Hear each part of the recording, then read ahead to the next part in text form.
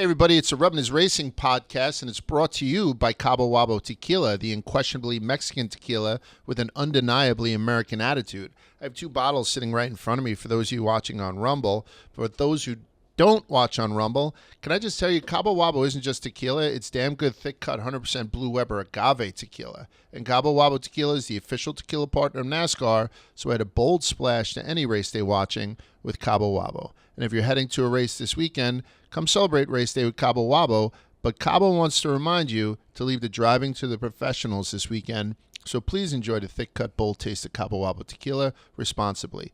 Grab your buds, a bottle of Cabo Wabo Tequila for the boldest race day experience ever. 21 or older, and you have to handle this stuff responsibly because it is alcohol, even though it is goddamn delicious. Cabo Wabo, thank you so much for your continued support. And we're going to continue to support you by having a nice Cabo Wabo just about every other race day.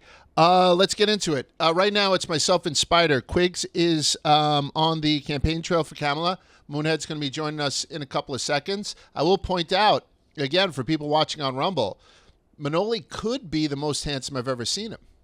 Like I've been to black tie events with Spider where he's walked off the elevator wearing a suit just expertly pressed and all deal, and he walks out and he's a vision.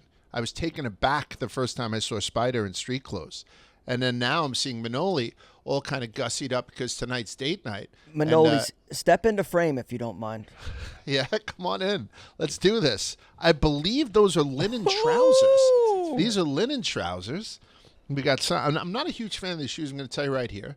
But we have this this cut on this collar that he has, which is called the resort collar. But we also have almost like a linenness to this, too. So Manoli is, and he's kind of got the brown, yellow thing going on, which normally you see in a lot of men's rooms. And I like the timepiece right down to it. So Manoli, well done. Thank you. Yeah, so that's the little things that you don't get to see when you just listen to Rubbin is Racing. We're going to get right into it. And tell you that Chase Briscoe is a playoff driver. And Chase Briscoe will be joining us in mere minutes. So we appreciate that. We'll also tell you Tyler Reddick allegedly did not shit his pants. I don't know if that's true or not. We will not have Tyler Reddick on today. I didn't go after it. So let's get into some headlines. I like Race Hub. I used to watch Race Hub every now and again, and I felt bad when it went off the air. So with Race Hub gone, NASCAR doesn't have like that network TV show for people, and that's changing, at least for this playoff season. True TV is going to have a roundtable show with Jordan Bianchi, our guy Mamba, and a couple of others. The thing is that I think Jordan had scooped this, kind of scooped his own headline. So there were no real details on this last night when I was kind of writing it up. So I called Mamba. I said, Mamba, what's going on? Congratulations. He's like, I got to get the details. He didn't even know the details. I know some of them were dropped on social this morning, but he had told me that this one show that they're doing for the playoffs, it's called NASCAR Inside the Playoffs on True TV, and I think you can stream it on Max. It'll be every Thursday during the playoffs from 7 to 8 p.m. It's debuting today. This podcast drops on Thursday, September 5th. We're going to have the first episode today. It's hosted by a young lady named Shannon Spake, who's been all over the place. Obviously, she's been involved with NASCAR, was very involved with Race Hub, and does some desk work for some of the live broadcasts. There'll be analyst Steve Letarte, who I think everyone's pretty familiar with, and Mamba, our guy, my guy. Our guy, right? I mean, Mamba's been on the show multiple times. He actually filled in, I think, when I wasn't here once. Guy's a fucking G. And then they're going to have a rotating fourth person with Kyle Busch being one of them coming up, which I think is going to be very, very interesting. And that's it. So the only problem I have with this, and Spider, you had seen in the press release that dropped earlier today, there's some other stuff hitting the NASCAR YouTube channel, including something with our good friend Paul Swan and fucking Mamba again. Yeah. Jesus fucking Christ. Yeah, Mamba deserves a big raise. I don't know who's listening if they have the power to do that, but he does a great job. And I will say, tongue in cheek, maybe give Spider one of these gigs. I mean, like throw something at the boy. First of all, he gets screwed over by Gucci Mane, and now this, I don't know. But so Swanee and Mamba and a couple other guys are going to be doing something that's going to be exclusively, I think, on the YouTube channel. I think Shannon's going to have something. Shannon Spake, as I mentioned before, is going to have something exclusively on the YouTube channel. But you can check all that. It's going to be all over NASCAR's social media platforms. But just know that tonight, if you're listening to this on Thursday, NASCAR is going to have Inside the Playoffs with Mamba and a host of people. Jordan Bianchi and Kyle Busch is supposed to be on at least at some point. So congratulations to Mamba. I'm looking forward to the show. I love, real quick, Large, I love that they have Kyle Busch involved. Like, that's like in March Madness when the first coach like of the big program gets bounced early. They hire as an analyst, or like in college football, how they have Nick Saban now, on College Game Day. Like, I don't know who better than a driver himself. So that probably should have been in the playoffs. So I love it. I think I'm looking forward to that. Can I ask you a question? Yeah, and you have to answer me truthfully. Like, sometimes when I see Joey Logano and, active drivers doing the Xfinity broadcasts sometimes, and they do a good job. I think I saw Cindric do it a couple times. There's a couple of drivers who consistently show up on those broadcasts. Sometimes when I'm listening to the NASCAR channel on SiriusXM, I notice that Tyler Reddick calls in regularly. Chase Briscoe does also. Do you think these guys are setting themselves up for life in the booth after they're done driving? And that's the first question. The second question, do you think that Kyle Busch is starting to do that as he's softening his image for maybe when he does leave? Or do you think Kyle will never be behind a microphone? No, I mean, he's definitely going to be behind a microphone, it sounds like, tonight or I guess tomorrow. No, I mean, as a gig. You know what I mean? Like, I don't know that he would want to do that, to be honest. I think that also the reason why the drivers are so good at broadcasting is because everything they do is competitive, whether it be driving or broadcasting. There's only so many seats available for a color commentator for that race. So I think it's a little bit competitive in its own right, whereas like which driver can provide the best kind of broadcast experience. And I think Logano has probably been one of those guys. I'm interested to see how Kyle Busch does. I feel like everything we've heard from him has either been like sarcastic or animated in response to what happens to him. But as an outside voice looking in, it will be interesting to hear his perspective on things from where he sits. Yeah, I think it's going to be awesome. So congratulations to those guys. A couple of headlines. Christian Eckes leaving trucks to go to Kaulig and jump into AJ's seat. AJ Allmendinger obviously is coming back to Cup, as we had mentioned a couple of weeks ago. So now Kaulig's Xfinity lineup next year will be Christian Eckes, Daniel Dye, and Josh Williams. What do you think of that? I mean, I know we're friendly with Josh as well. He had something that was a slow start to the season. A lot of people saying kind of a disappointing season, but I don't hold it against him too much. I think that's a pretty nice lineup for these guys going into 2025, don't you? Yeah, I like all three of these drivers. Obviously, Josh has been cool with us. He's came on the show. We hung out with him at Talladega. Daniel Dye is also another guy I like rooting for. And then also Christian Eckes, I mean, well-deserved, upgrade for him. So I'm happy and excited to see what he can do, and I think it's a deserved opportunity for him. So I look forward to seeing what they can do on the Xfinity series. Another headline that had hit, which had disappointed some people, is that Brandon Jones and his money, like Brandon Jones has his sponsorship that comes with him, leaves Junior Motorsports, JRM, to go back to JGR. A seat that a lot of people thought may have been reserved for Ryan Truex, particularly when we had heard that Martin was going to be driving like part-time for them, like trying to maybe help his brother get a permanent seat. So now Brandon Jones back to JGR, and who fills that seat at Junior Motorsports? I know they've had Harrison Burton's name bandied about and Carson Kvapil's name bandied about. We spoke to Harrison Burton after his big win at Daytona, and he was extremely open with us, saying how he's confident he'll be in a seat, like he had something cooking, is essentially how he made it out to be, or maybe even possible multiple suitors. What do you think? Who do you think is the fit for to sit in there at the Junior Motorsports car in Xfinity next year? Well, everything I saw on Twitter led me to believe it's Carson Kvapil's seat to lose. He's already with the team. I pronounced the V. I don't know why. I don't know how to say it, but that was my best attempt. It's Kvapil. No, it definitely is. Kvapil. Mm-hmm. So I think it will be his ride, and I only think that because that's what Bob Pockrass has said on Twitter. Mm-hmm. I'm rooting for Harrison Burton. I don't know where it's going to be. I don't necessarily think it would be this JRM ride. I would like to see it. That'd be cool. And I think the Brandon Jones back to JGR is exactly what you said. And unfortunately at the expense of Ryan Truex, who might have had an opportunity there, but I think these teams would be foolish, and the way that the sport is kind of operating, you can't turn down a pay driver that comes with substantial funding like Brandon Jones. So I don't know. It kind of makes sense. It sucks for Ryan Truex.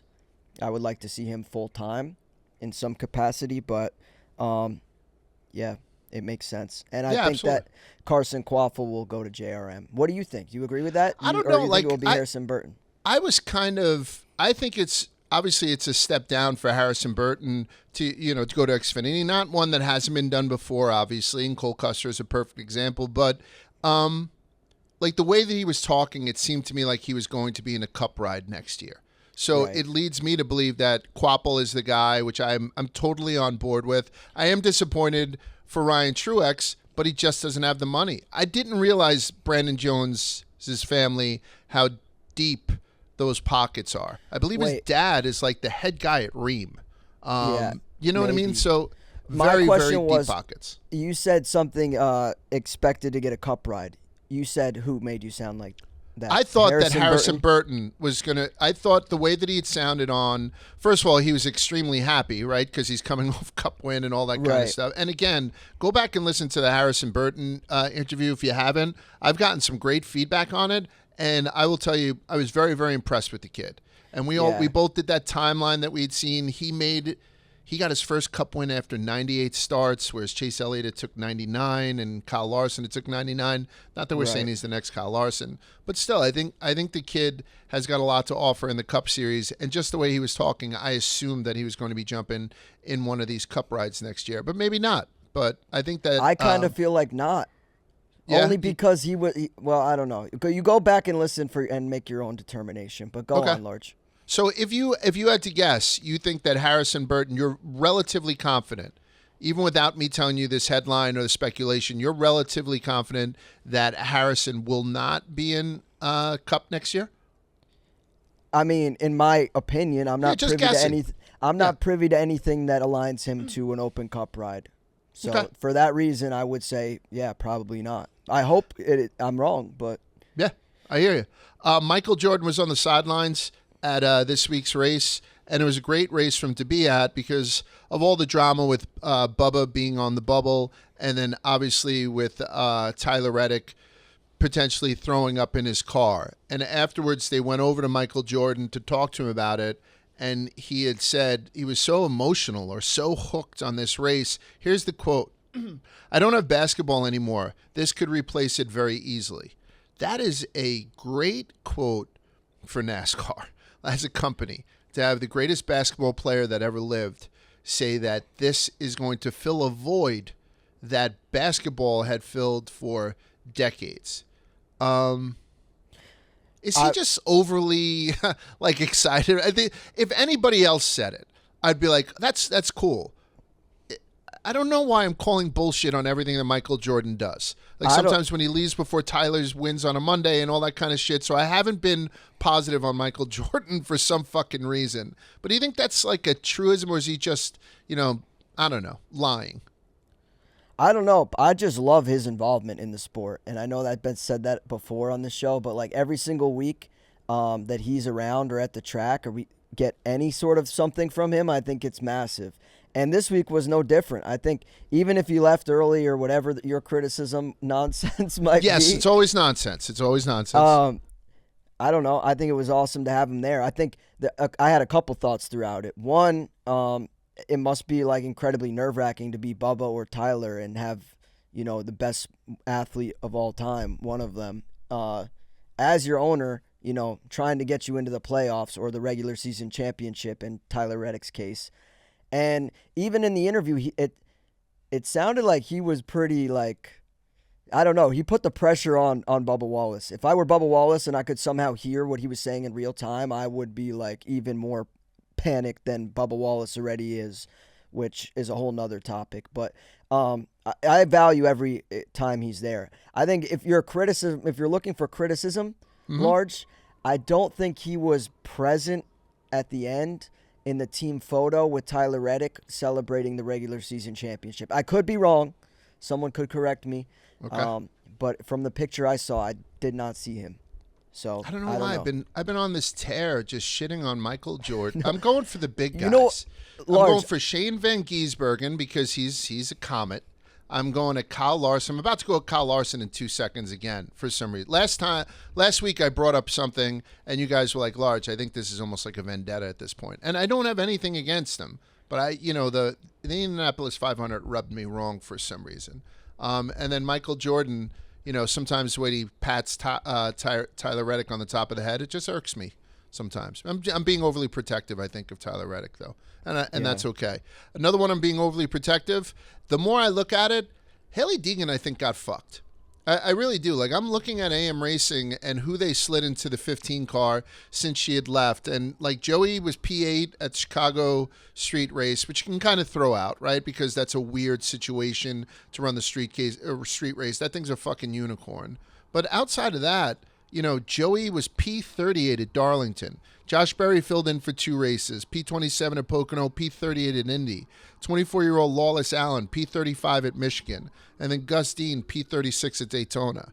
Doesn't seem like anyone's really improving on the averages or the numbers that Hailie Deegan was putting up. And it might be a AM Racing problem and not one of Hailie Deegan. You think that's fair to say? Yeah, I do think that's fair to say. It also seems like they need a little bit more security and consistency with who's driving. I don't think just, hiring a different guy week after week is the play. And back to a previous headline, they're a Ford team. Who's to say Harrison Burton doesn't, solve that issue for them?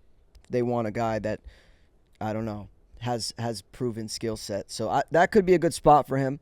That's literally me just saying that. I don't have anything alluding to that. But I do feel bad for Hailie Deegan. And I've said before, I want to see her get another opportunity. I think she was kind of done dirty in this situation. And I hope for her success in the future.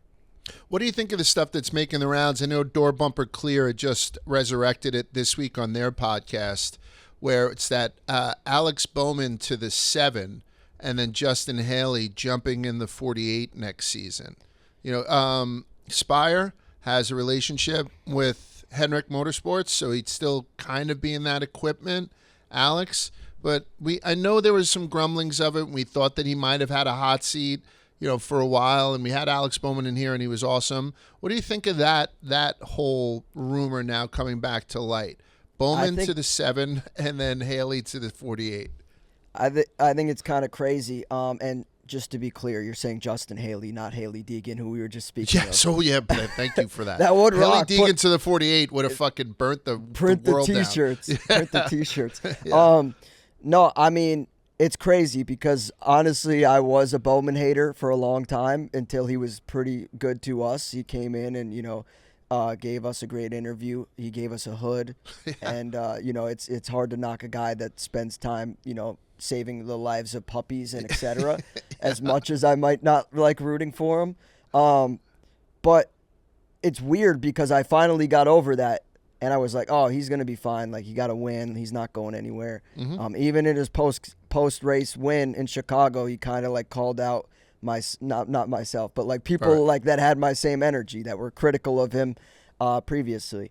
So, I don't know. I thought it was going to be opposite. And now to hear this resurfacing kind of leads me to believe that there might be some truth to it. I will also say that I got a DM probably 2 weeks ago, and it said that Justin Haley would be going to the 48. And again, I didn't believe it in real time. I kind of dismissed it. I didn't even mention it on the show because that's how little I thought about it. And now it seems like sources more credible than me are reporting similar things. So I don't know. I'm interested to see. It really doesn't. 8 wins. Haley has 1. I know in different equipment. I get that. I think the only thing they could possibly think is like just the age. Like I don't know how old Justin Haley's 25 years old. Alex Bowman is probably over 30, right? 31. I don't know. He's 31 years old. So I don't know if they think he's Similar driver, talent-wise, and all he need is a little bit of an edge in equipment, which would be the 48 car. But this it seems like this has been a tale as long as time, as like people questioning Alex Bowman's job security. So right. I do think I saw a clip today, literally before we started recording. One of the reporters, I believe it was Alan Cavana, asked Alex Bowman at media day if there were any truth to this, and he dismissed it. But even in the clip, it was kind of like a shaky dismissal. It did not sound super convincing. So I'm not prepared. I don't have any information to add to this. I'm more so just grabbing popcorn and seeing how the dust settles. And I'm saying right out loud that is a terrible move if that was to be made. And but particularly because Justin Haley doesn't bring. He's not like Brandon Jones, who just brings all this dough with them. And but I that's think maybe the thing, Large. It's a Hendrick Motorsport. Yeah. But I think they lose Ally, right? I mean, Ally seems pretty well in bed with Bowman. I don't know. But listen, I know that sometimes we break things up a little bit more uniform, but Chase Briscoe is about to break in with us now. So we're going to go straight to the interview. We're going to go 3 wide with our guy, Chase Briscoe, because we have him and it's media day, and I don't want to keep him any longer than we have to. So without further ado, here's Chase Briscoe. All right, so as promised, newest playoff driver this season is a gentleman that we're very, very fond of, and it's Chase Briscoe. Chase Briscoe, for those who didn't know, he accepted, before he had this other gig, he was told that his wife was having twins. He was desperate for money. I offered him $50 to put Shane Van Gisbergen into the wall in Chicago, and he took that from me, and he did that. And now his fortune has turned around. He probably wouldn't take that $50 today. Chase, how you doing, brother? Congratulations. Congratulations. Yeah, I'm doing good. I appreciate it. I'm glad to be talking to you guys. I will tell you that there were, however, hundreds, thousands, millions, whatever, watching that race. There were a lot of people who were pulling for Kyle Busch, right? Even though, Busch has been wearing the black hat for a long time. My whole family, and I know Spider, we were all on our fucking feet cheering for Chase Briscoe. Can you just give us an idea what it was like? Because you do have a lot of pressure on your shoulder, more so now than you've had probably in your career. Can you just tell us what it was like going into that final pass and then just holding off the rest of the field expertly for the win? You hit all your marks, all that kind of stuff, and it was one of those things where, like a wheelman won. There was no luck involved. There was none of that bullshit involved. It was like the best fucking driver won, and we were absolutely thrilled to see it. Talk to us about how that felt. Yeah, it felt awesome. And honestly, I was never once nervous or anything. Like, it literally felt like we were on any given Sunday racing for 15th. Like, it didn't feel like everything was on the line. We were racing for the win. It felt normal, to be honest with you, which was kind of surprising. But yeah, it's been super, super cool, just the last couple of days and even right after the race, just super gratifying. Like, when you win at Darlington, I mean, honestly, you can run the Southern 500 and run 7th, and you feel like you accomplished something, because it's so hard just to get around that place and do everything right on that given night.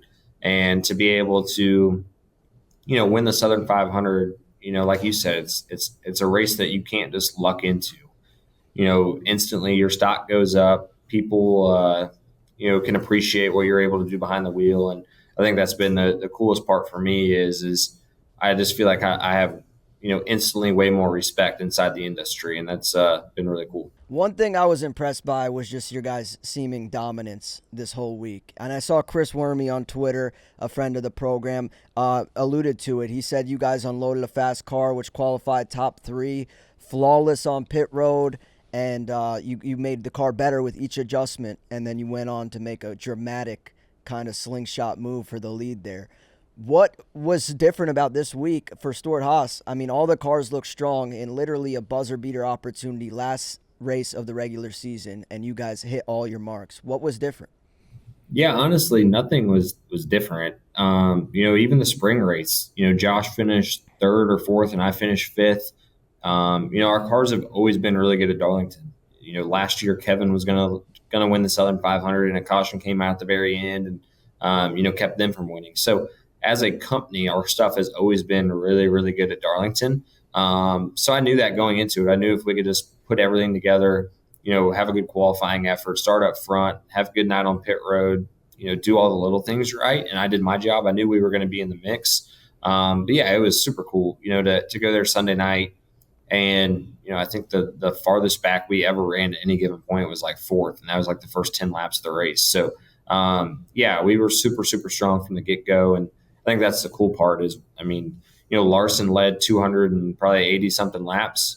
And all 280 laps, he was 20 to 30 car lengths in front of me. And we were in the mix all night long. And as a race car driver, that's a pretty good feeling, especially at a place like Darlington. How can you keep this momentum going? I mean, we see what's happening in the first round of the playoffs.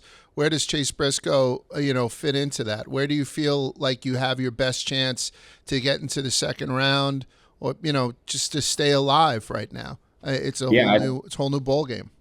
Yeah, I think that, we see it in all sports, right? Like momentum is a dangerous thing. And, I think of like NC State, right? In the NCAA basketball tournament this year, they go from not even having a chance to make the tournament to winning the ACC tournament, and then they make a run all the way into the Final Four. And, I feel like we're kind of the same way right now. Like we have all this momentum.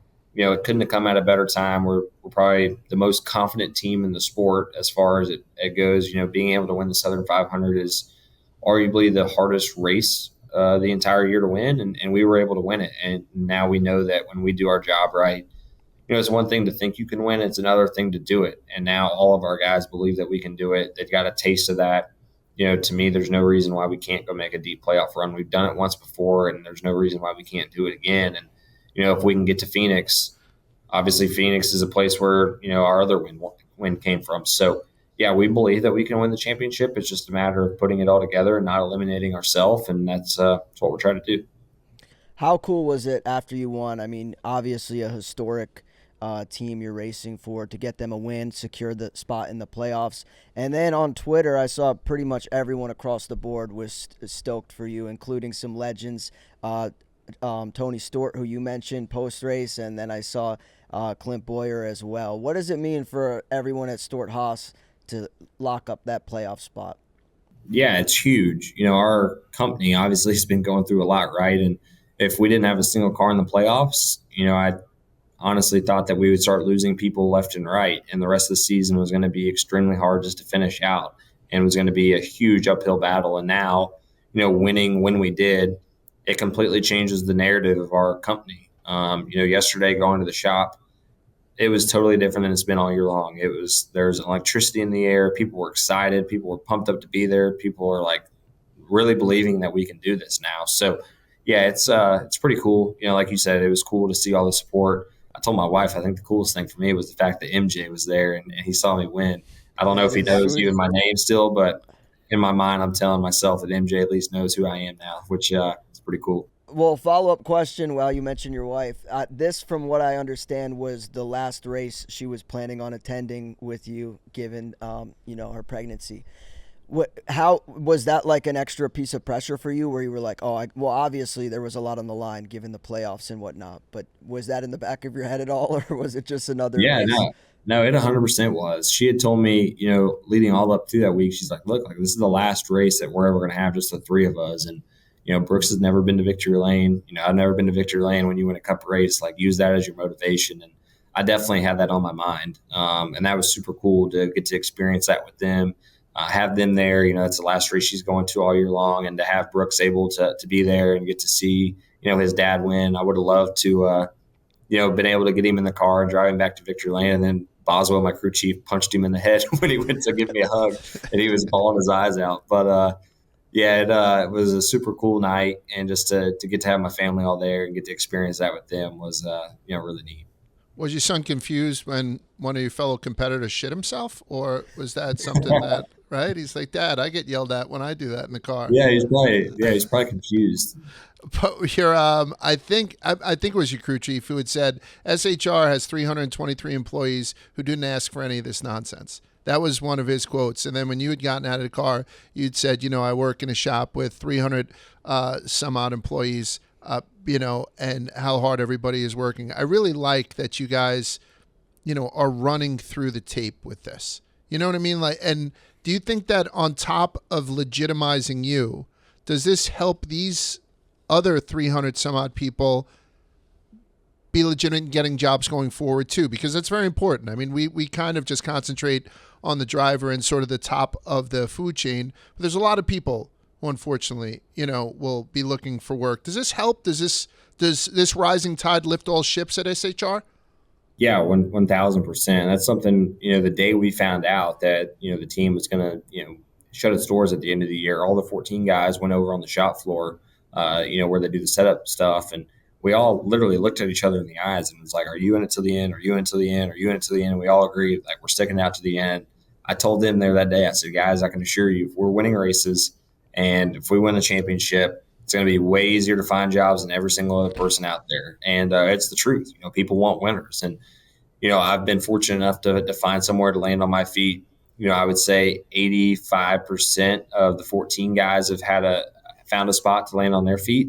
But there is, a couple guys that still haven't. And for them to be able to now have this, on their resume, it goes a really, really long way. So, yeah, excited for them. Hopefully they all can, use this as a boost of momentum for them in their job search. And, hopefully, like you said, it'll rise everybody. It'll bring the whole ship up at SHR. What did the celebration look like, and how long do you celebrate until it's back to work and onto the focusing up for the playoffs? Yeah, I think it would be a little bit different if, the playoffs weren't starting this week. But, really, I feel like the celebration's kind of over, right? Like, you got to get to work. The playoffs start this week. There's no celebrating it anymore. I mean, you can still be excited about it, but as far as, focusing on last weekend, that ship has kind of sailed. So, yeah, the celebration, though, was fun. All the guys came by the house. They had to literally drive right by my house on the way home. So they all pulled in and stopped in, and they all drank some beers, and we all got in the pool. It was funny. We started off, only two of the picker guys jumped in. Then they dragged me in. And then just one by one, we kept getting another guy in the pool, They got Boswell. They went and picked him up in the entire chair, threw the whole chair in the pool. And eventually there was all 15 or 16 of us in the pool. So, some of the guys jumped in with their shoes, everything on. They had to drive home soaking wet, but it was fun. Are there any pranks being played right now at NASCAR Media Day? And if not, I think you should maybe start the first. You got any good ones for me? I think maybe do the show me the money. The show me the money TikTok. I know. I don't even have TikTok. Okay, well, damn, we should have done this on Chase. Basically, you get like three guys going around. So like me, I would go first, and I would be like, show me the money, and everyone in the circle would clap. Then Large would go and say, show me the money, and everyone would clap. And then you would go and say, show me the money in an Italian accent, and we would just be dead silent, and you would look like the biggest idiot on earth. Yeah. That is good. Yeah. So It's the video does a better job explaining it than I can. If I could put out a suggestion, I wouldn't be doing that though to Bubba, Chris Buescher, or Kyle Busch. I think there was a certain degree of sensitivity. Might get somebody up, in good point 16. Yeah.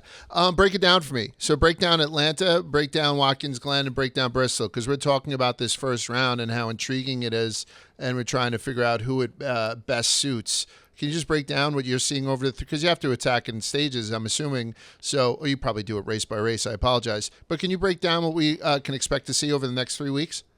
Yeah, I think for sure when you look at this first round, it's probably the most diverse round. There's three totally different types of racetracks. And I think probably the three most unknowns. You go to Atlanta, anything can happen there. Obviously, we've seen that. It's kind of like a super speedway. Then you go to Watkins Glen, where it's a road course, but we have a new tire that sounds like it's going to be like this crazy amounts of fall off, and guys are going to be slipping and sliding around. It's going to be a ton of pit stops, which is the complete opposite of anything we've ever had there in a long time. Then you go to Bristol, where is a short track, and just obviously chaos always happens.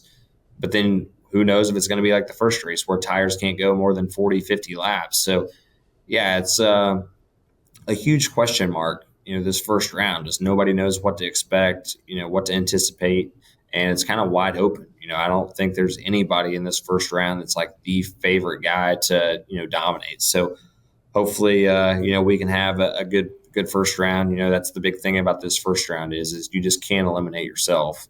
It's kind of like a football game or basketball game. You can't get down way big in the first half. You got to at least just stay in the ball game, and anything can kind of happen. And, you see it time and time again in this first round. There's always, 2 or 3 guys that kind of just self-implode and eliminate themselves. And we just can't be that guy. Spider, you got one more?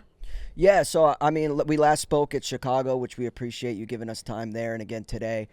Since then, the schedule for 2025 has been announced, including returning to Chicago as well as Mexico City and some other changes. What was your first take on seeing the 2025 Cup schedule? Yeah, it's going to be a long season for sure, just with one off week. But it's definitely, I think, a good schedule. It's kind of got a mix. You have some of those newer type markets that we've only been to a couple of years, and you throw in, going to Bowman Gray for the Clash, which is going to be really cool, kind of going to NASCAR's roots. Then you go international for the first time in a long time, going to Mexico. So, yeah, I definitely think it's going to be a really good schedule. The playoffs look good too. So, yeah, I'm excited for it. It's going to be here sooner rather than later. And, yeah, it'll be neat to go to some new places and also some familiar places. Well, that's all I had for you. In the meantime, we wish you the best of luck in your 2024 efforts. And as the playoffs begin here, we'll be pulling for that 14 car. Yeah, I'm jumping out of my fucking skin for you, just so you know. I know you're straight up and down 6 o'clock a lot. You try to, but it's just so you know, Spider. So we didn't have you on our card this past weekend. We're not going to make that mistake again. Honestly, that could have been a big payday for y'all. Yeah. Damn right. That would have been a nice one. I wish you would have given us the heads up. This is Chase Briscoe. He's a playoff driver, and we're going to be seeing him dominate this weekend and the next 2 weekends to make it to the second round of the playoffs, and we'll talk to you again. Chase, thank you so much. Give Marissa our best, obviously. God bless on that whole thing, having twins. You're not bringing the twins to Mexico City. I just said it. I put my fucking I don't think so. I think you're right. Thank you, guys. Hey, when are you guys going again? We're going to be at Miami. I think Dave's coming with us, too. I don't know if you ever met our boss. He eats a lot of pizza and shit. I've met Dave indirectly at Talladega one time. Like, he was on the Boulevard party, and I was down there, and I got a selfie. We'll make the intro in Miami. I won't, because I'm going to be wheeling Miss Peaches around in a wagon, so Spider will introduce you to Dave while I'm cleaning up his dog's shit. You know what I mean? Chase, thank you so much again, and we'll talk to you soon. All right, so that was Chase Briscoe, as promised. And as usual, Chase Briscoe, calm, cool, and collected. That was a car wash at Media Day. So he was going from station to station, talking to people. I know how much of a pain in the ass those things can be, so we appreciate him coming in. Quiggs is still – what is Quiggs doing now, Spider? He's with Kamala. Kamala, he's still on the Kamala Harris thing. Yeah. But we are joined by Moonhead. Moon, how you doing, brother? Doing good. Kyle Larson lost the regular season title to Tyler Reddick on Sunday night at Darlington by a single point. Does he regret not racing at Charlotte? Does he regret turning his back on the people that truly love him, not these fucking bullshit IndyCar fans, and then not winning the regular season point thing? Everyone's saying that it doesn't matter to Kyle Larson, and I think that's even worse if that's true. You know what I mean? I kind of love the storyline. He doesn't give a shit about regular season, and if people want to make it a big enough narrative, let him do it, and hopefully that will fuel his championship, win, which I have several futures on. So I don't know. Light a fire underneath Kyle Larson's ass. What's the worst that's going to happen? By the way, Lane Riggs, I'll talk about DMs and stuff that we had. Lane Riggs, the gentleman that we spoke about last week on the Nobody's Cooler segment. For people who don't remember, he had won a Truck Series race. He got up onto the hood of his car to celebrate, pumped his fist, and he threw out his shoulder. So his pit crew essentially popped his shoulder back in. I thought it was just the greatest thing. So he reached out to us through DM saying how much he appreciated the honor and said he'd come on at any point. So I hope to have the guy on. He seems like a great guy, and I appreciate him reaching out to us. While I'm here, I will mention somebody else. Spider, I don't know if you see this every week, but we have a couple of fans, right? And I think it's absolutely fantastic. Facts. You know, it's just it's great because you don't know when you put stuff out into the ether whether anyone is digesting it. And then you have a guy like Chase. I won't give his last name because it's a little bit personal. He sent us a DM. I wanted to make sure you guys had heard it as well. The Rubbin Racing Pod and NASCAR are what brought me and my dad closer together, or at least filled the missing part after my grandfather passed. You and Spider are the GOAT, and I really hope to see you two on the pits. Thank you, guys. That's from this guy, Chase. He said, me and Spider are the GOAT. There's only one GOAT. I believe it's me, not Spider. So that's one of the things that I wanted to mention. 2, never mentioned Manoli, never mentioned Moonhead, and didn't mention Quiggs. Thank you for not mentioning those guys, because they are they're an albatross. They're an anvil around mine and Spider's neck. But we appreciate that. And I also wanted to say there's another guy, and his handle on X is Cruz Byron. He retweets our shit every week. He says, I'm listening to the Rubbin His Racing podcast. Make sure he puts that out and all that. And I wind up retweeting his tweet sometimes. Like, I'm not promoting the stuff as well as I should. So, I don't know. Every little thing that happens like that, like DMs and people kind of consistently retweeting and all that kind of shit, it goes a long way. So I appreciate everyone who's listening, and as the Spider, Moon at Quigs and Manoli, and everybody who's trying to help us out. One of the other DMs I got, this was from Anonymous. Guy said not to use his name, but he heard Moonhead talking about Lee Diffie, and he said, Moon's got a stiffy for Diffie. That's what he had wrote. He's got a stiffy for Diffie. Or he gets stiff for good. Diff or something. So I want to put that on a T-shirt. Particularly a picture of Moonhead with a fucking rocket in his pants saying, I'm stiff for Diff or something like that. That shirt would actually probably sell. Yeah, that's awesome, actually. It's thick. Yeah. And then I'd seen one other tweet, and I'll get out of this. AJ, this wasn't tweeted at me. I'd seen it. If Jeff Burton wore a condom in January of 2000, Kyle Busch would be in the playoffs. He sent that out 2 weeks ago, right after Harrison won. That caught me on my fucking heels. It's not true, obviously, but if Jeff Burton wore a condom in 2000, Kyle Busch would be in the fucking playoffs. So that's fantastic. Moon, I know you're coming in right now. What you think about the race this weekend? Just so you know, before you came on, we spoke to Chase Briscoe, solid as all fucking hell, as usual. Me and Spider went over some of the headlines that are going on in the world. We haven't spoke about the actual race. Give me your take on the race. I really enjoyed it. I was entertained. I know I saw people on Twitter complaining during it, saying it was boring there for a little bit, but I knew that eventually somebody was going to screw up. We were going to get a caution, and then we were going to be set up for a good finish. And obviously, with the cutoff line, there were going to be desperate people doing desperate things, and it was crazy. The watching Reddick, who was supposedly shitting himself, still run decent, and then Bubba was having to fight, his way through, and then Briscoe seemingly out of nowhere makes that move and goes to the lead, and then Kyle Busch.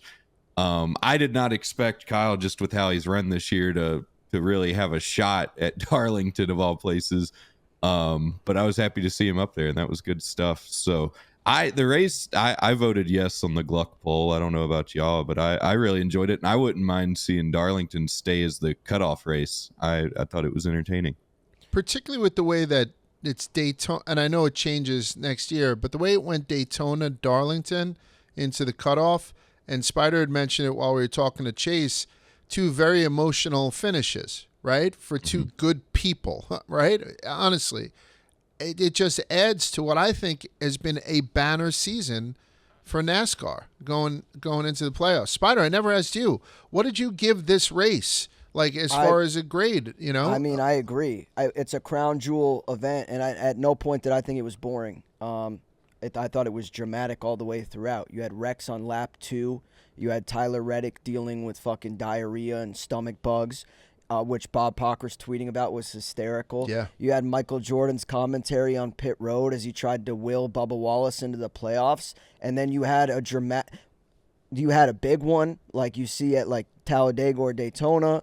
You had a dramatic slingshot move for the win over a guy that I thought Larson was going to just go and run away with this. And for it to be Briscoe, of all people, that did it in that dramatic fashion, literally at the buzzer as the regular season expires. Again, I said it last week. You got to take a step back and just appreciate what we've seen this year. And looking forward, not to get ahead of ourselves, but I think we have a really good opportunity this week at Atlanta as well, given what we saw there earlier this year with another dramatic, one of the closest finishes in NASCAR history, as Daniel Suarez won, which, again, Kyle Busch was that close to getting in the playoffs. So I don't know. This season has been incredible, and I think we just keep riding on the momentum. I'm pumped for playoffs. I think we were put in a position where we couldn't lose. Like when Busch and Briscoe were racing towards checkered flag, like either one of them would have been great for the sport, great for this podcast, great for us personally. I like the fact that Chase Briscoe won. I'm picking a favorite here, and I just like Chase more than Kyle. Should I say that out loud? I just did. But now, how do you feel about Kyle Busch? How do you feel now that he's out of the playoffs? He has one thing in mind, right? Keeping that 19-season streak alive. We have 10 races next. We have 10 races left. Excuse me. Mathematically, it's probably not the smartest thing to bet on him. But do you guys think that Kyle Busch, particularly with the way he's running as of late, it's different Kyle Busch these past couple of weeks. You think he's got a shot? You think he's going to get that win before the end of 2024? I personally do. And I think it might come this weekend, to be honest with you. RCR is always strong at plate tracks. I don't know if you want to consider this a plate track, but it kind of has that vibe now. I don't know. I think he's the favorite to win the race for good reason. And also looking back on championship race last year, Ross Chastain won. So it's not. I feel like a lot of times there's winners outside of the playoffs. Not a lot of times, but it happens. So, do you think he gets one, Moon? Yeah, absolutely. I mean, they've turned it around here. Even the three's fast. I've noticed RCR really is running a lot better. And he's got some good tracks here. And to Spider's point, I mean, he was a part of that photo finish in the spring here. So he knows how to be up there and at the front. And it's Kyle Busch. Like, he'll find a way to win eventually, or if he doesn't, he'll get damn close. And he's already been close. He brought it up in his interview, and I didn't realize how many second place finishes he's got in the next gen car. Like, we feel like he's been running bad because it's been kind of an off year, but he hasn't forgotten how to drive race cars or hasn't forgotten how to win in the Cup Series, and he's still right there. It's just going to take the right set of circumstances. So I'd be shocked if he goes the full year winless. The last 3 races, he's been second, fourth. I should say, well, fourth was longest. Fourth, second. So yeah. Pretty impressive. And I think, honestly, as Moon said, good tracks upcoming, given the history recently with him on these tracks. I kind of like him this week.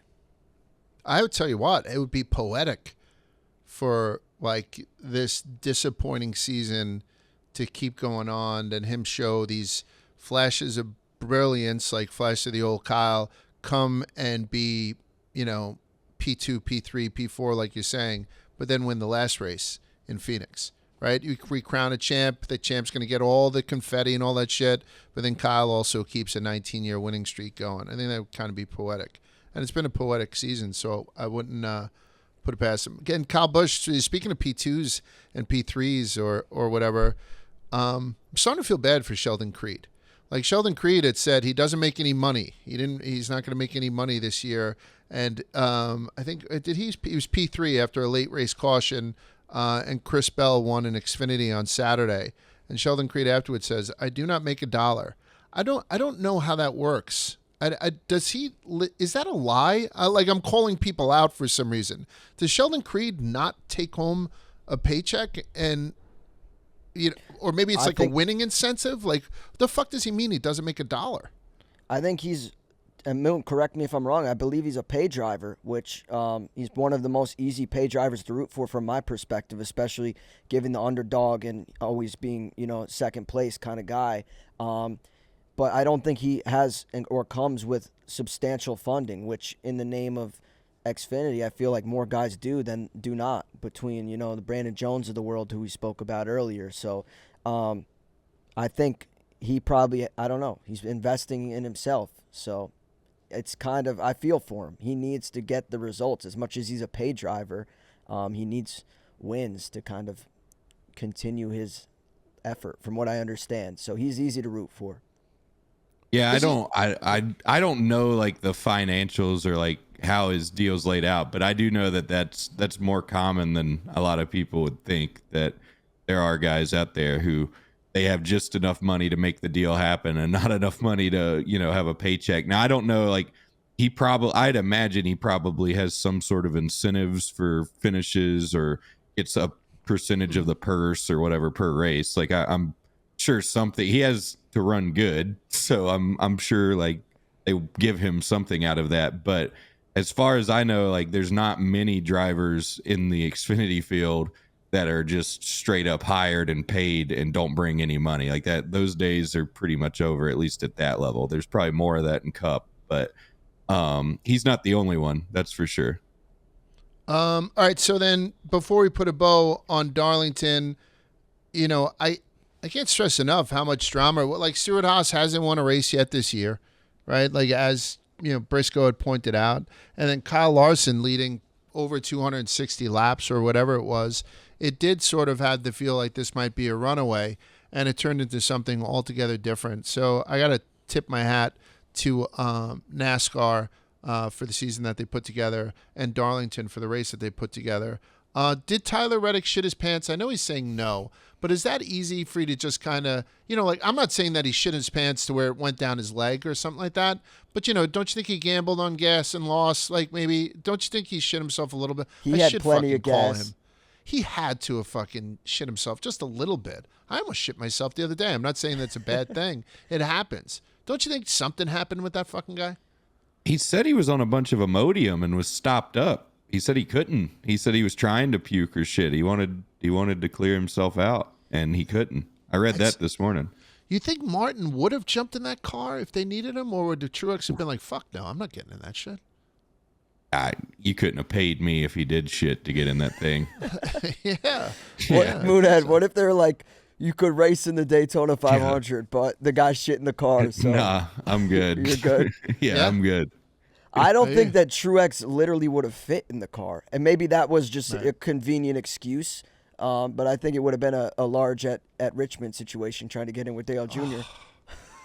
Manoli, please do not clip the large at Richmond shit. I'm down like 50 pounds since then. You know what I mean? No, large looks great. But how great is it, though, for 2311 to get the regular season championship and 4 years into existence? This is kind of stuff that hasn't happened before. And I know they have the benefit of certain things, but that's extraordinary, no? I wanted to mention this before, Large, when we were talking about MJ's attendance at the track week over week. And he is, you know, he has everything he could want in this life. And a lot of things I would want, too, including owning professional sports teams. He formerly owned the Charlotte Hornets. And if you look at his tenure there, I think that left a lot to be desired. In the short time that he has built 2311, maybe it's because he's with Denny, who knows. Whatever he's got cooking at 2311 seems to be a good recipe, much more so than previous endeavors. So I think sky's the limit for 2311. I'm fully kind of bullish on what they're building, and I'm excited. I don't know how much a regular season I guess, yeah, you're right. Saying that stat, a regular season championship in the first 4 years is crazy. But yeah, at the same it's a nice time, trophy to have, right? I mean, it's they probably have such higher aspirations. Like Reddick wants, you know, the championship trophy this year, and I don't think that's, you know, unreasonable. Two drivers, one of them's fighting on the bubble, you know, to be in the playoffs, was a playoff driver last year, and then have another guy who's contending for a championship. I think they're in a very good spot. Before we wrap it up, we're going to do the Nobody's Cooler segment for this week, brought to you by Arctic. Arctic is over-engineered, overbuilt, not overpriced. As you know, we use their drinkware, all of their coolers and stuff, and you can get them at Walmart, or you can go to arcticoutdoors.com, RTIC outdoors.com. I'm going to give some props to a guy that we don't give a lot of props to, but Corey LaJoie got his first top 10 in a non-drafting track after 228 starts, right? You got to call out the good and the bad. Because Corey LaJoie has not had an easy time this past month or so, and you know, we unfortunately report things. So we report like stuff that isn't overly, I don't know, nice to hear on podcasts. And sometimes Corey gets the bad end of the stick. So this week, Nobody's Cooler, Corey LaJoie. Corey LaJoie, Nobody's Cooler, getting his first P9 on a non-drafting track. Congratulations to him, and snacking pennies and more. And I hope he builds momentum off of this going forward. Congrats to Corey. Let's talk about what's going to go on going forward. We're about to go to Atlanta. The next 3-track stint, as we had said, was Atlanta, Watkins Glen, and then Bristol. The teams are set for the playoffs. We have 8 teams in the playoffs. Hendrick has all 4 drivers going. JGR has all 4 drivers going. Penske has all 3. Then you have a 2311 driver, a Wood Brothers driver, a Trackhouse, and an SHR, all sending 1 each for the 16. We have 5 returning champs and first career NASCAR Cup Series playoff run for Harrison Burton and Ty Gibbs. So we have 5 returning champs and 2 absolutely newbies. We started this season shitting all over Ford. We did. It seems like we start every season shitting all over Ford. Ford has 6 cars in the playoffs. Chevy and Toyota have 5. Is this Ford's title to lose? Is this one of those things where they should get a tremendous amount of respect going into this? Or are you guys still sort of betting that the winner, the champion at the end of these playoffs, will not be driving a Ford? How do you feel about Ford's chances here in the playoffs is the first thing that I'm going to ask you guys about these playoffs. I don't mean to be dumping on them, and I was literally just about to give Ford their flowers because, like you said, Large, they have 6, whereas the other 2 manufacturers only have 5 cars in the playoffs. So, great. But at the same time, in terms of who my top picks are, I would say one's a Chevy driver, one's a Toyota driver. They're not – neither of them are Ford drivers. Now, I would love to see, Blaney repeat or – Briscoe steal one. That would be unreal, but I just don't really see that happening. I think it's Ford's to win. I don't know. I don't think they're gonna. I don't know. Kyle Larson, I think is my pick. I'm gonna stick by him. I've been long on him all season, and I think he'll be hungry to get it done. What about first round? I mean, so if we're looking going into this first round, I don't mean to take shots at these guys, but I feel like a lot of these Ford wins were a little bit like, skeptical. But that being said, I'm going to say the same thing about Suarez's win at Atlanta before I talk about Austin Cindric or Harrison Burton. But that's kind of how I feel. Those guys would be the ones I would be skeptical of going out early. Moon, how do you feel Ford's chances are to go all the way? I agree with Spider. I was just looking at it, and yes, they have, I guess, the numbers, but when you look at it, even Briscoe has kind of been on and off this year. SHR hasn't run great all the time. So when you look at that, a lot of their guys were kind of those one-off win situations. I like Denny this year. I feel like every year, I know we say this is the year, and I know he says this is just the year too, and he doesn't want people asking him that. I saw on Twitter today, but I feel like that this has got to be the year. He seems like he's just, I don't know. He seems like he's the best version of Denny mentally that we've seen, and with his team doing good, I feel like he's just got all the momentum on his side with his team and JGR, and then also on the ownership side, keeping that team running well and looking well. I feel like Denny's the most put together that we've seen him. So I like Denny this year, and I'm rooting for him. Like he deserves a championship at this point. I don't know if y'all talked about it earlier, but I feel like he deserves one at this point. I don't disagree. What about Byron? I mean, William Byron was so hot out of the gate. Like, remember we were talking about the futures early in the year, Spider, and how Byron was obviously the favorite just because he pulled off the 3 wins in the first 8 weeks. Couple of P2s, even as recently as Michigan, but he has just kind of, I don't know, faded a little bit here as the season has worn on. He was the first driver that we interviewed where I said, if there's one thing you can change about NASCAR, what would it be? And he said, Large, the season is so long. And he's like, during these summer months, sometimes it's tough to stay motivated. My guys are great at it. I feel like we're in a good place. So I asked him, he wasn't overly complaining or anything like that. And it sort of has played out that way this season. Do you guys, we're not going to maybe give a championship for today. I think I want to see who you guys think instead is going to be knocked out in the first round because we have another 10 weeks to figure it out. But does anyone have Byron in their championship for in and around it? Or is he one of those ones that you can easily push out of there? I'm not sure I would have him in my championship for. 3 wins. He'd probably be like 5 or 6. Okay, so he's on the bubble for you as far as being he's in right the on finals. The okay, I hope so, because again, he's another guy that I have some futures on. It's literally him and Larson, so I would love it to be a Hendrick Chevy this year. How about you? Although I don't disagree with what Moonhead said. Denny does look unbelievable. That also being said, I can't get involved because if I mush him out of a championship that he so deserves, that would be terrible. You will be fucking killed. How do you feel about Byron, particularly this lately in the season, Moon? So I don't know that I'd have him in my championship 4, but he's really good at Martinsville, and I could see him if he makes it to that round of 8. I could easily see him winning Martinsville, even if he didn't run good elsewhere. And so I think I'd have to, if we were making predictions, I'd probably put him in my final 4. Let's go. All right, great. So let's talk about predictions then now. So we're about to start this first round of the playoffs. Who do you guys see not making it out of the first round? I'd like to think that maybe the top 8 or 9 drivers. I think we all feel the same way about it. I think maybe the top 8 or 9 drivers are safe going into the round of 12. So it's that like 10 through 16.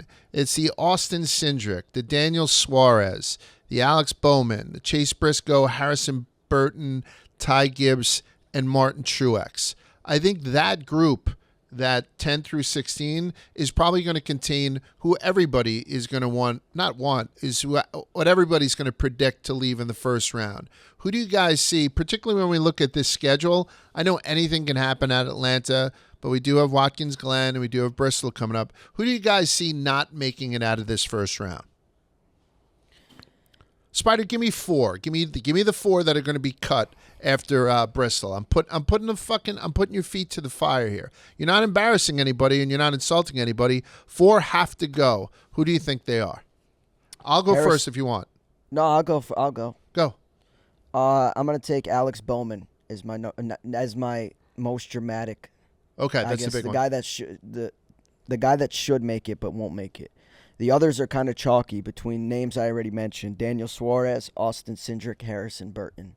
I think those guys, unfortunately, the reality of it is, it's nothing against them. It's just somebody's got to go, and I think there's better drivers that will probably provide better results, especially given they're in better equipment than some of those guys. I think Chase makes it out, Chase Briscoe. I mean, obviously you do too because you didn't pick him to go, and particularly after talking to him today, I think Chase makes it out. That's good. I mean, a lot of people are picking Martin Truex as I that honestly guy could that's going see to that. Yeah, he's going to surprise people and have an early exit. And I could see that. He was pretty upset with himself after this race again, 2 or 3 laps into it and taking out Ryan Blaney. But I'll defer to you right now, Moonhead. Who do you see as the first 4 to go? I think I'd go with Cindric, Bowman, Burton, and Truex. I don't think it's Truex's year, unfortunately. I hate it, but I don't see him making it past this one. Yeah, it seems like Cindric is like a lot of people have him on the card. I'm taking Cindric. I'm taking Suarez. I'm taking Burton. I almost want to take Ty. I don't know why. I mean, is he one of those guys that like he just wanted a playoff appearance? I don't know. Part of me feels like man. So Atlanta, anyone can go, and then we go to Watkins Glen, and then Bristol. Yeah, that's tough to fucking call. Yeah, I'll take a. Am I right with you if I take Truex instead of Gibbs? Is that what you said? You got Bowman going through, right? Yeah, I have Bowman going through. So I'm not, because you took Bowman. I'm going to say Cindric, Suarez, Burton, and Truex. That's what I'm going to take as not making it into the round of 12, just to throw out some sort of prediction there. But what we have this weekend, just so we're concentrating on it, race number 27 at Atlanta Motor Speedway, 1.5 mile oval, 260 laps, 400 miles. It's the Quaker State 400. It's going to be Sunday at 2 p.m. on USA. And the only thing that we need to do is pick some winners for this one, and that's brought to you by DraftKings. NFL Week 1 is here, and a new season means new ways to get in on action on DraftKings Sportsbook, an official sports betting partner of the NFL. Fans have spoken.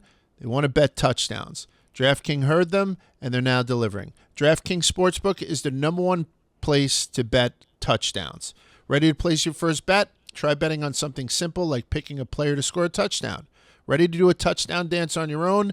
New DraftKings customers bet $5 to get $250 in bonus bets instantly, plus 1 month of NFL Plus Premium on us. So download the DraftKings Sportsbook app and use the code Rubbin, R-U-B-B-I-N. That's code Rubbin, R-U-B-B-I-N, for new customers to get $250 in bonus bets when you bet just $5 and get 1 month of NFL Plus Premium on us. Offer ends on 9/19, only on DraftKings. The crown is yours. And I will say, you don't just have to bet the NFL to get that deal. Open up the account with the code Rubbin, bet $5 on Alex Bowman. I don't care, and you're going to get $250 in bonus bets. Who do you guys like? Who do we like this weekend going into Atlanta? Spider, do you want to take us out? Yeah. I'm going to take Chase Elliott, 12-1. The Georgia boy could potentially get it done here at Atlanta in the playoffs. He's a name I feel like we've been quiet on. Yeah. And, he's locked himself in the playoffs earlier this season. And I don't know. He's won a championship before.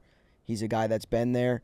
Who's to say he's not back in good shape, starting with a win in the first race of the playoffs. Outside of him, I like William Byron, who's also 12-1. And then I like Ryan Blaney, who's 10-1. I think I had the same play here at Atlanta earlier this year with Blaney. The Penske rides are strong here, and if I have to pick one, it's going to be Blaney. I did it again earlier this year, and we got beat by literal inches. So let's run it back and hope for a different result. And to remind everybody, with this plate track that we have in Atlanta means that you have the opportunity to make some real fucking money, and you won't see really tight lines. Like Spider taking Blaney at 10-1, that's one of the shortest odds. Spider, we've bet on races where it's plus 300. So this is one of the fun ones to bet. So that DraftKings bonus bet money, this is the time to kind of get involved, I would think. They've also been doing the 33% motorsport boost, so it's just another incentive. And you can get, especially at a track like this where you said, Large, the favorite is 10-1. Getting an odds boost on that, already juicy odds, is just like double dipping. So I'm also kind of regretting not having Kyle Busch on my card, but I'll defer to you guys for that. Yeah. Moon, do you want to go or you want me to jump in? I like Kyle Busch. I really want to see what the top 10s look like. I know they're not out yet. But going down the list, Todd Gilliland even, I know he's run decent. Michael McDowell is one of those guys who's run decent. But Justin Haley, I brought him up at Daytona.